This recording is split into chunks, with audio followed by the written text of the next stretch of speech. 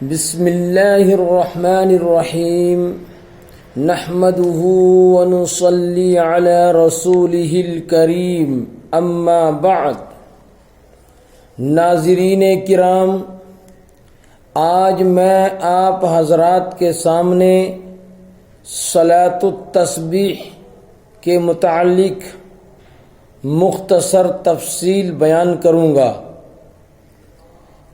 کیونکہ عام طور پر رمضان المبارک کے اس مہینے میں مسلم مرد و خواتین اس نماز کو پڑھنے کا اہتمام کرتے ہیں، تو عام طور پر اس نماز کا طریقہ ذہنوں میں نہیں رہتا، اس لیے میں چاہتا ہوں کہ اس نماز کے متعلق جو حدیث کے اندر فوائد وارد ہوئے ہیں ان کو اور اس کے طریقے کو آپ حضرات کے سامنے پیش کروں۔ آپ حضرات بغور سماعت فرمائیں۔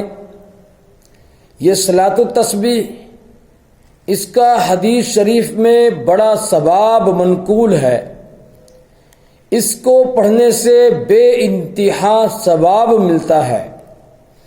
حضرت نبی کریم صلی اللہ علیہ وسلم نے اپنے چچا حضرت عباس رضی اللہ عنہ کو یہ نماز سکھائی تھی اور فرمایا تھا کہ اس کے پڑھنے سے تمہارے تمام گناہ، اگلے پچھلے، نئے پرانے، چھوٹے بڑے، غلطی سے کیے ہوئے ہوں اور جان بوجھ کر کیے ہوئے ہوں، چھپ کر کیے ہوئے ہوں یا کھلم کھلا کیے ہوئے ہوں، سبھی گناہوں کو اللہ تبارک و تعالی معاف فرما دیں گے۔ اور فرمایا کہ اگر ہو سکے تو یہ نماز روزانہ پڑھ لیا کر، اگر یہ نہ ہو سکے تو ہفتہ میں ایک بار ضرور پڑھ لیا کر، یہ نہ ہو سکے تو مہینہ میں ایک بار پڑھ لیا کر، یہ بھی نہ ہو سکے تو سال میں ایک بار ضرور پڑھ لیا کر۔ آگے فرمایا کہ اگر یہ بھی نہ ہو سکے تو کم از کم زندگی بھر میں ایک بار ضرور پڑھ لیا کر۔ اور اس نماز کے پڑھنے کے دو طریقے ہیں جن کو میں آپ حضرات کے سامنے پیش کرنے لگا ہوں۔ جب یہ نماز پڑھنا شروع کریں، سب سے پہلے ہم وضو کریں اور پھر نماز پڑھنے کے لیے ہم مصلی پہ آ جائیں۔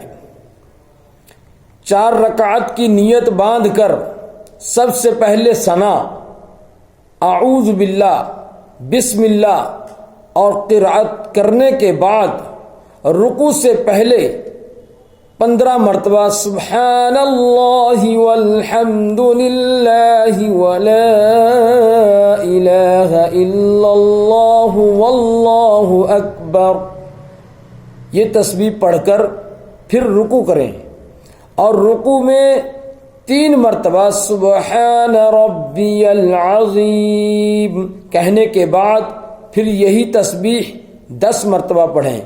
پھر رکوع سے اٹھ کر جب ہم سمیع اللہ لمن حمیدہ اور ربنا لک الحمد کہنے کے بعد قومہ میں کھڑے ہوتے ہیں، وہاں پر 10 مرتبہ پڑھیں۔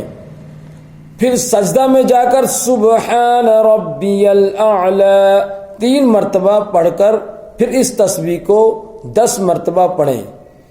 اسی طرح پھر سجدے سے اٹھ کر جب دونوں سجدوں کے درمیان جلسہ میں بیٹھتے ہیں وہاں پر 10 مرتبہ پڑھیں۔ پھر سجدہ ثانیہ یعنی دوسرے سجدہ میں اسی طرح 10 مرتبہ یہ تسبیح پڑھیں۔ پھر سجدہ سے سر اٹھا کر اللہ اکبر کہہ کر بیٹھیں اور 10 مرتبہ یہ تسبیح پڑھ کر بغیر اللہ اکبر کہے دوسری رکعت کے لیے کھڑا ہو جائیں۔ تو اس طرح ایک رکعت میں 75 مرتبہ ہو گئیں۔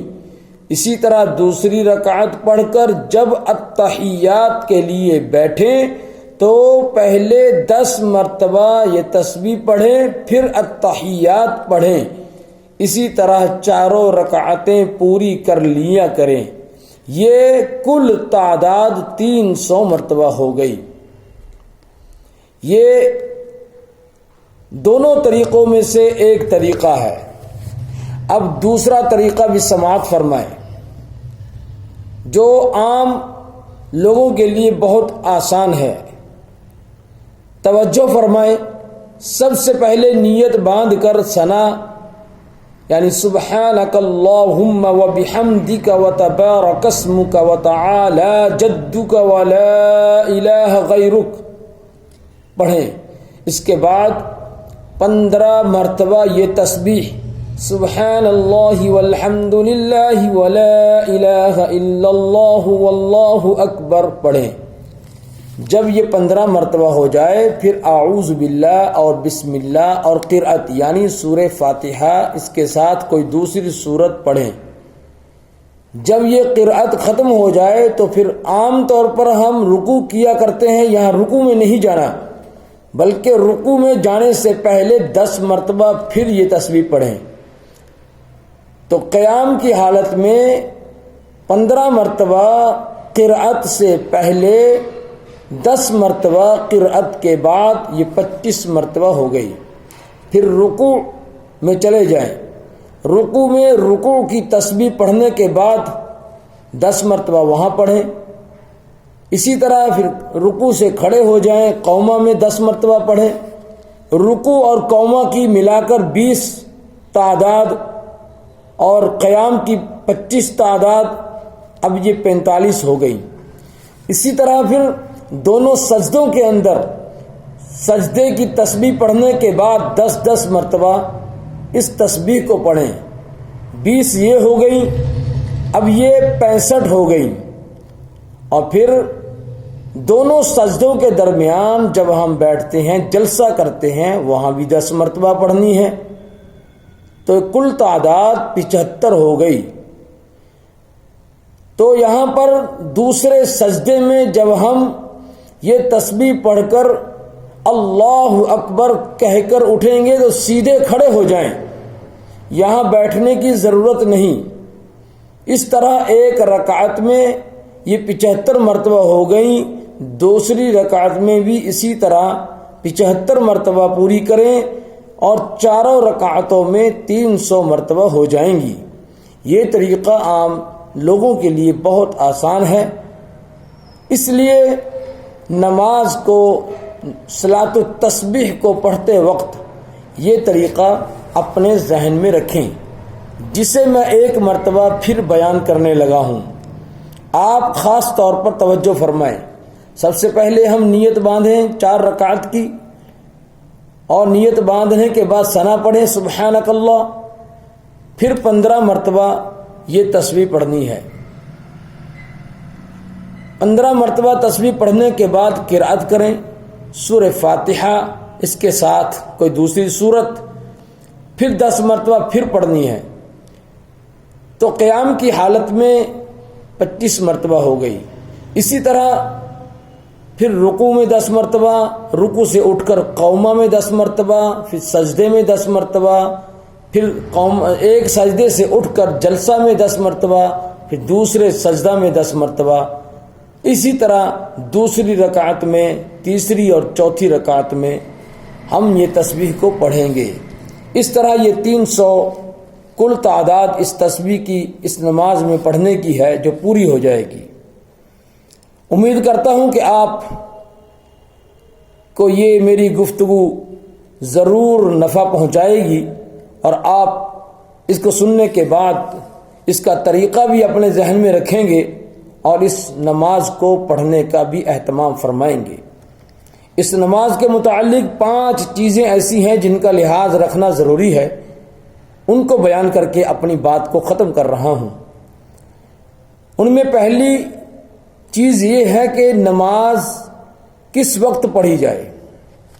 یہ صلاۃ التسبیح کی نماز دن اور رات میں کسی بھی وقت پڑھی جا سکتی ہے، بس یہ دیکھنا ہے کہ مکروہ وقت نہ ہو۔ مکروہ وقت کو چھوڑ کر یہ نماز کسی بھی وقت پڑھی جا سکتی ہے۔ دوسرے یہ کہ ان رکعتوں میں، چاروں رکعتوں میں اس اس نماز کی چاروں رکعتوں میں کوئی صورت خاص طور پر متعین نہیں ہے کہ فلاں فلاں صورت پڑھنی ہے، جہاں سے جو بھی آپ کو یاد ہو وہاں سے صورت کو پڑھا جا سکتا ہے۔ نمبر 3، ان تسبیحوں کو جو ہم اس نماز میں پڑھتے ہیں ان کو زبان سے ہرگز نہ گنیں، اس سے نماز ٹوٹ جاتی ہے۔ ہاں البتہ ہاتھ کی انگلیوں کو ہر تسبیح کے ساتھ اپنی جگہ رکھے رکھے دباتا جائے اور اسی طرح یاد رکھا کریں تو یہ جائز ہے۔ نمبر 4، اگر کسی رکن کے اندر تسبیح پڑھنا بھول جائے تو بعد میں کسی دوسرے رکن میں اس کو پورا کیا جا سکتا ہے۔ مثلا رکوع میں آپ یہ تسبیح پڑھنا بھول گئے تو آگے قوما کے اندر یا کسی سجدے کے اندر اس تعداد کو زائد پڑھ کر پورا کیا جا سکتا ہے۔ نمبر 5، اگر اس نماز میں سجدہ سہو لازم آ جائے تو سجدہ سہو میں یہ تسبیح پڑھنے کی ضرورت نہیں ہے۔ اس کے ساتھ ہی میں آپ حضرات سے امید کرتا ہوں کہ اس کو زیادہ سے زیادہ شیئر بھی کریں گے اور لائک بھی کریں گے، دوسرے مسلمان بھائیوں تک اس طریقے کو پہنچانے کی کوشش کریں گے، اور اس گفتگو کو سننے کے بعد نماز کو پڑھنے کا اہتمام بھی کریں گے اور میرے لیے دعا بھی فرمائیں گے۔ اللہ تبارک و تعالی ہم سبوں کو عمل کرنے کی توفیق عطا فرمائے۔ وآخر دعوانا ان الحمد للہ رب العالمین۔